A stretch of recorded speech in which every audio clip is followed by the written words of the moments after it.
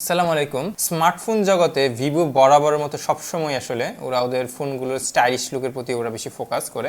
তো রিসেন্টলি বাংলাদেশে আমি যখন ভিডিওটা শুট করতেছি এক্স্যাক্টলি ঠিক এই সময় অর্থাৎ 10 তারিখে, এটা 9 তারিখে সম্ভবত ওদের প্রি অর্ডারটা কমপ্লিট হয়েছে। অর্থাৎ আমি কথা বলতেছি ভিভো V40 লাইট নিয়ে, যেটা ভিভোর রিসেন্টলি সদ্য রিলিজ হওয়া একটা ফোন বাংলাদেশের মার্কেটে। কিন্তু ফোনটা স্বাভাবিকভাবে একটু ওভার প্রাইস ফোন এটা, বাট কথা হলো এই ফোনের যে প্রাইসটা আসলে এই প্রাইসের সঙ্গে এই ফোন কি অফার করতেছে সেই জিনিসটা নিয়ে আজকে আপনাদের সাথে আমি ডিসকাস করব। আর দিস ইজ জুবাইর, আছি পুরো ভিডিও জুড়ে, আসছি ইন্ট্রোর পর।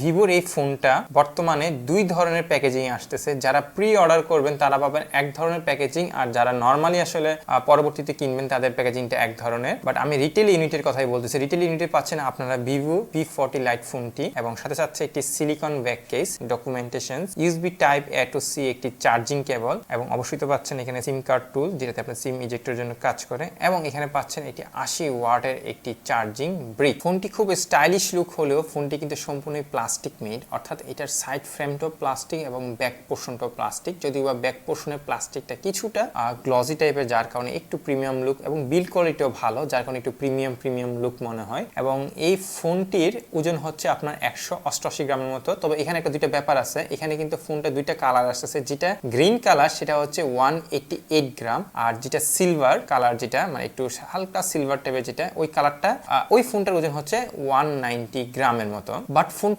খুবই লাইট এবং ওয়েট ডিস্ট্রিবিউশনও ভালো। ভিভোর ফোনগুলো বরাবরের মতোই খুব স্টাইলিশ হয়, খুবই মানে হাতে নিলে একটা প্রিমিয়াম লুক থাকে এবং কমফোর্টেবলও হয় অবশ্য ফোনগুলো। আর এই ফোনটা খুবই পাতলা। এই ফোনটার আপনার থিকনেস হচ্ছে 7.8 mm থেকে শুরু করে 8 mm, অর্থাৎ এটাও কালার ভেরিয়েন্টের সাথে যুক্ত। অর্থাৎ যেটা গ্রিন কালার সেটা হচ্ছে 7.8 mm, আর যেটা হচ্ছে সিলভার কালার সেটা হচ্ছে 8 mm। আর এই ফোনটি পাচ্ছেন আপনারা তিনটি কালারে, সিলভার, ব্ল্যাক এবং ভায়োলেট কালারে। এখানে একটা কালার যেটা আপনার ভায়োলেট কালার, এটা হচ্ছে চেঞ্জেবল ব্যাক, অর্থাৎ আপনার যখন রোদে যাবেন এই কালারটা চেঞ্জ হয়ে যায়। ও বাই দ্য ওয়ে, এই ফোনটি কিন্তু IP64 অর্থাৎ ডাস্ট এন্ড ওয়াটার রেজিস্ট্যান্ট। তো এই ফোনটির পোর্টস এন্ড বাটন হিসেবে পাচ্ছেন নিচের দিকে একটি হাইব্রিড সিম স্লট, যেখানে আপনারা একটি সিম, একটি এসডি কার্ড অথবা দুইটা সিম কার্ড ইউজ করতে পারবেন। এছাড়া থাকছে primary microphone, USB type C port এবং একটি স্পিকার গ্রিল। আর রাইট সাইডে পাচ্ছেন আপনারা পাওয়ার বাটন এবং ভলিউম আপ এন্ড ডাউন। আর আপার সেকশনে পাচ্ছেন অনলি একটা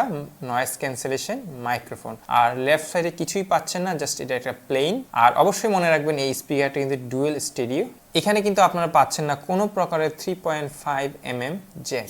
আর এই ফোনটির ডিসপ্লে সেকশনে পাচ্ছেন আপনি 6.67 ইঞ্চির একটি E4 অ্যামোলেড ডিসপ্লে, যেটা অবশ্যই 120 হার্জ রিফ্রেশ রেট, এবং যার পিপিআই হচ্ছে 394, এবং এই ফোনটি নর্মাল আপনার ব্রাইটনেস হচ্ছে 1200 নিটসের মতো। আর আপনার এটা আউটডোরে গেলে এটা ম্যাক্সিমাম 1800 নিটস পর্যন্ত এটা ব্রাইটনেস পুশ করতে পারে। আর এই ফোনটির স্ক্রিন টু বডি রেশিও হচ্ছে 86.7%, সো বেশ ন্যারো বলা যায়, এবং চারিপাশে যে ভেজেলটা আছে বেশ সিমেট্রিক্যালি চারিদিকে একরকম, এবং বাট এটা চিনটা স্লাইটলি একটু মোটা, বাট এটা আসলে এই রেঞ্জে এনাফ বেসিক্যালি। আচ্ছা, ভিভোর ফোনগুলো কিন্তু বরাবরই প্রসেসর সেকশনটা সবসময় উইক হয়, সো এখানেও আসলে কিছুটা উইক মনে হইলো আমাকে। এখানে আপনারা স্ন্যাপড্রাগনের 685 পাচ্ছেন, যেটা হচ্ছে একটি 6 ন্যানোমিটার বেসড একটি প্রসেসর, এবং যেটা একটি অক্টাকোর প্রসেসর, এবং এখানে থাকছে 4টি 2.8 গিগাহার্জের কর্টেক্স S73 এবং 4টি 1.9 গিগাহার্জের কর্টেক্স A53।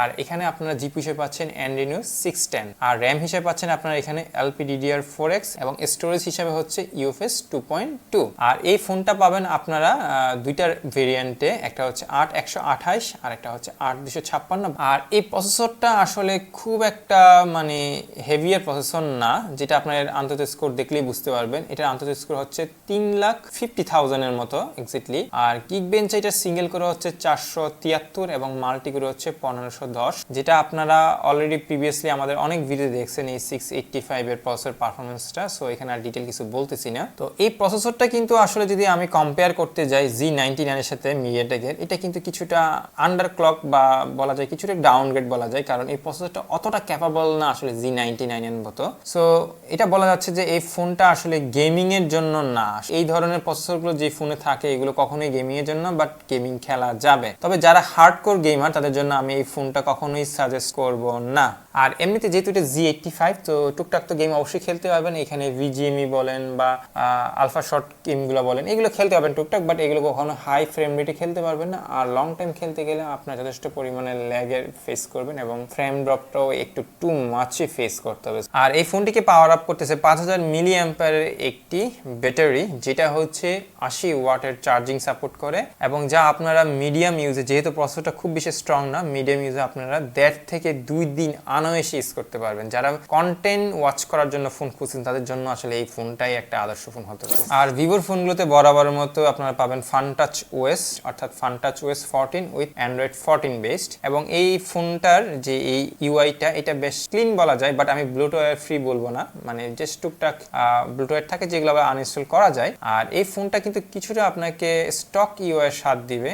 আর এমনিতে এই ফোনটাতে কোনো ভাগবাল্যকে দেখা পাবেন না, মানে বাগ ইস্যু দেখবেন না। আর যদি বাগ ইস্যু থাকে, ভিভো কিন্তু এটা খুব দ্রুতই আপনার আপডেট পুশ করে এগুলোকে সলভ করে ফেলে। সো অন্তত এই ক্ষেত্রে ইউআইটা বেশ স্টেবল বলা যায় এবং খুব একটা প্যারায় পড়বেন না আপনারা। আর আমার পার্সোনালি এই ইউআইটা আমি আগে এমনিতে ইউজ করছি টুকটাক, আমার এক্সপিরিয়েন্স বেসিক্যালি ইজ গুড। আর এই ফোনটিতে কানেক্টিভিটি সেকশনে পাচ্ছেন ডুয়েল 4G, অবশ্যই এটা ভোল্টি সাপোর্ট, এবং থাকছে এখানে ওয়াইফাই 5 এবং ব্লুটুথ 5.0। আর সেন্সর সেকশনে আপনার পাচ্ছেন মোটামুটি প্রয়োজনীয় সকল সেন্সর। আর এখানে ফিঙ্গারপ্রিন্টটা হচ্ছে আসলে ইন ডিসপ্লে, এবং এই সেন্সরটা বেশ ফাস্টই বলা যায়। আর এমনিতে মাল্টিমিডিয়ার ক্ষেত্রে যেহেতু এটা খুব ভেজেলটাও খুব ন্যারো, আপনারা খুব ভালোভাবে আসলে উপভোগ করতে পারবেন ভিডিওর ক্ষেত্রে। আর এখানে আপনারা অবশ্যই ডুয়াল স্টিরিও স্পিকার পাচ্ছেন, সো কন্টেন্ট ওয়াচিং এর ক্ষেত্রে আপনার বেশ ভালোই একটা ফিল পাবেন। আর ভিভোর ভি সিরিজগুলো বরাবরের মতো সবসময় আসলে ক্যামেরা সেন্ট্রিক হয়, যদিও এটা একটা লাইট ভার্সন, সো তারপরও এখানে আসলে ক্যামেরা সেকশনটাকে ওরা ফোকাস করছে। তো এখানে আপনার প্রাইমারি সেন্সর হিসেবে পাচ্ছেন 50 মেগাপিক্সেলের একটি ক্যামেরা, যেটি অ্যাপাচার হচ্ছে 1.8। এছাড়াও পাচ্ছেন আপনার 2 মেগাপিক্সেলের একটি ম্যাক্রো ক্যামেরা, যেটা হচ্ছে অ্যাপাচার হচ্ছে 2.4, এবং এটা নিচে একটা রিং এলইডি আছে, যেটা আপনার আবার ছবি তোলার ক্ষেত্রে এজ এ ফ্ল্যাশ হিসাবে ব্যবহার করতে পারবেন। সো টুকটাক কাজে দেয় আর কি এটা। আর এছাড়া এই ফোনটা যেহেতু 685 প্রসেসর, সো এখানে আপনারা ভিডিও রেকর্ডিং করতে পারবেন সর্বোচ্চ 30 fps এ 1080p-তে। আর এমনিতে থাকছে এখানে EIS সাপোর্ট, এবং ফ্রন্টে পাচ্ছেন আপনারা 32 মেগাপিক্সেলের একটি ক্যামেরা, যেটির অ্যাপাচার হচ্ছে 2.5। আর এখানেও বরাবরের মতো আপনার ভিডিও রেকর্ডিং করতে পারবেন সর্বোচ্চ 30 fps-এ ফুল এইচডিতে। এটা আসলে এই ফুল এইচডি বিষয়টা হচ্ছে আসলে এটা প্রসেসরের সমস্যা, এই প্রসেসরটাই আসলে সর্বোচ্চ সাপোর্ট করে এই ফুল এইচডিতে রেকর্ডিং। ভিভোর ক্যামেরার কথা বলতে গেলে ভিভোর ক্যামেরা তো বরাবর ভালোই হয়, সো এখানেও সেম। এখানে ইমেজগুলো যখন আপনি ছবি তুলবেন বেশ ভালো পাঞ্চি কালার আসে, ডিটেলস যথেষ্ট পরিমাণে ডিটেলস থাকে এবং শার্প থাকে পিকগুলো, এবং এই ক্যামেরাগুলো নর্মাল কন্ডিশনে ছবি তুললে আপনার বেশ ভালো এবং সোশ্যাল মিডিয়া এবং পাঞ্চি কালার যুক্ত কিছু ছবি পাবেন। আর এখানে টুকটাক কিছু এআই ফাংশন আছে, স্পেশালি এখানে অবজেক্ট ইরেজারটা।